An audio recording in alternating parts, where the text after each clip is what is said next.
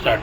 Very good afternoon. मैं यहाँ पर नेरुल ब्रांच में IBOP एकेडमी में as a branch head and UPSC faculty professor Pramod Dubey. हमारी ब्रांच से अभी एक यस जो बैठे हैं हमारे साथ में, वो अभी एयरपोर्ट अथॉरिटी में उनका सिलेक्शन हुआ है। तो अभी जानेंगे यस, आपका एग्जामिनेशन कैसा गया है? नमस्ते। मेरा एग्ज़ामिनेशन बहुत अच्छा था।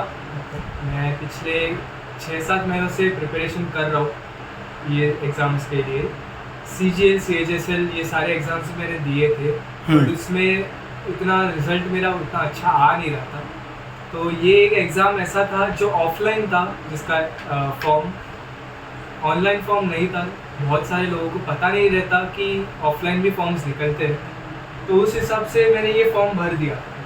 इसके लिए एक ये था क्राइटेरिया, एक डिप्लोमा चाहिए था, जो डिप्लोमा मैंने किया हुआ था जिसका नाम है सैनिटरी इंस्पेक्टर।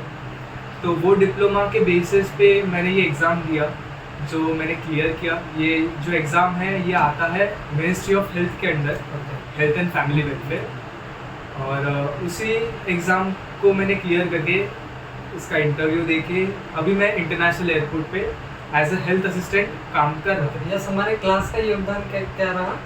क्लासेस में IBOP एकेडमी ने मुझे बहुत ज़्यादा सपोर्ट किया, खास करके महेश सर, अंजलि मैम, अनुज सर, बहुत सारे लोग प्रोफेसर ऐसे जिनके साथ मेरा काफ़ी अच्छा बॉन्डिंग बना था।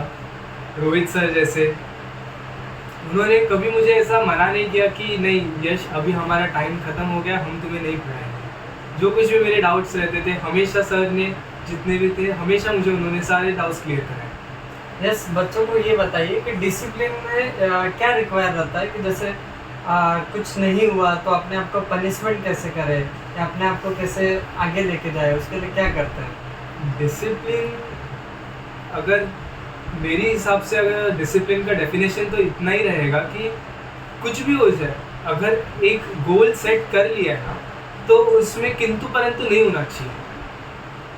अगर एक गोल डिसाइड कर लिया है तो बाय हुक और बाय क्रुक तुम्हें वहाँ पे पहुँचना ही है।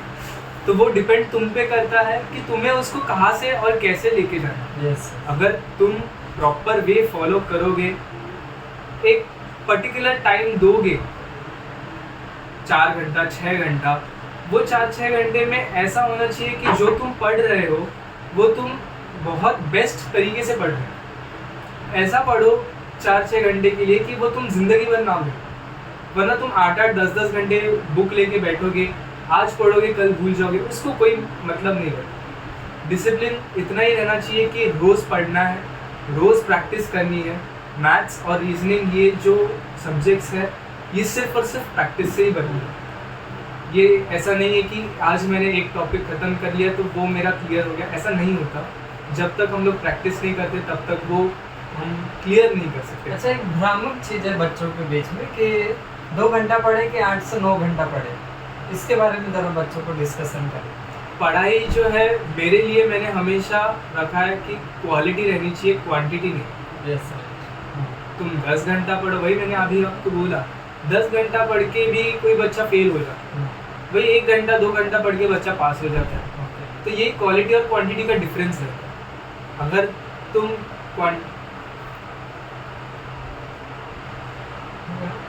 Next, what is your target? आपका टारगेट क्या है अभी इसके बाद का? इसके बाद का अभी फ़िलहाल तो मैं एयरपोर्ट अथॉरिटी में हूँ, एयरपोर्ट हेल्थ ऑर्गेनाइजेशन में। तो वहाँ पर मैंने देखा है कस्टम्स जो है, जहाँ CGL से जहाँ पे जाते हैं, तो CGL मेरे को देना है। एक मुझे कस्टम ऑफिसर बनना है, वाइट यूनिफॉर्म पूरा पहनना है। और दूसरा टारगेट मैंने UPSC अभी बनाया है, क्योंकि मैंने पहले मेरा ये UPSC टारगेट था, बट अभी एग्ज़ाम मैंने क्लियर किया तो एक मोटिवेशन आ गई कि मैं ये भी कर सकता हूँ, अगर थोड़ा और मेहनत करूँगा तो ये भी हो सकता है। तो UPSC का भी ट्राई करूँगा। अच्छा, किसी भी गवर्नमेंट एग्जाम में डर का कुछ महत्व है, ऐसा लगता है? डर सबको रहता है सर।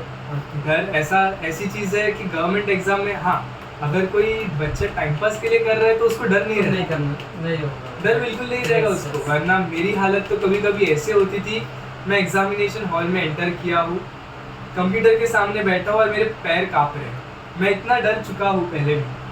पर वो डर इसलिए रहता था कि मेरे को मेरे घर वालों को कुछ दिखाना है, साबित करना है, मेरे को मेरे लिए कुछ करना है। अगर ये नहीं हुआ तो मैं क्या करूँ? बट ठीक है, मैं बोला, मैं काफ़ी एग्ज़ाम्स फेल हुआ, CGL CHSL रादर MTS तक मैं फेल हुआ था, बट मैंने कभी ये सब चीज़ों को डिमोटिवेशन के हिसाब से नहीं लिया। मैं हमेशा मोटिवेशन लेता था ये सब चीज़ों से कि आज नहीं हुआ कोई बात, अगले एग्ज़ाम में मैं अच्छा करूँगा, अच्छे से हो जाएगा। इस सब में मोटिवेशन देने के लिए महेश सर थे, बहुत सारे फैकल्टीज़ हैं हमारे, उन्होंने मुझे हमेशा मोटिवेटेड रखा कि यश कोई बात नहीं, तू कर सकता है, तू करेगा, तू कर, कोई बात नहीं, फेल हो गया चलेगा, कोई प्रॉब्लम नहीं है, आगे और थोड़ी मेहनत कर और कर, हो जाएगा।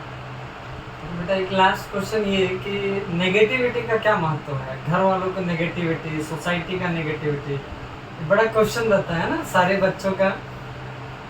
घर वालों का नेगेटिविटी, बाकी लोगों का, मैं तो यही बोलूँगा कि घर वालों को छोड़ के Received बाहर का 25,000 तुम्हारा rupees तीसरा on कोई भी Google Pay इंसान, for business. भले वो फिर तुम्हारे घर पे का ही रहने दो, बट मम्मी पापा को छोड़ के अगर कोई तीसरा बंदा तुम्हें कुछ बोल रहा है, वो तो स्ट्रेट तुम्हें इग्नोर ही करना है।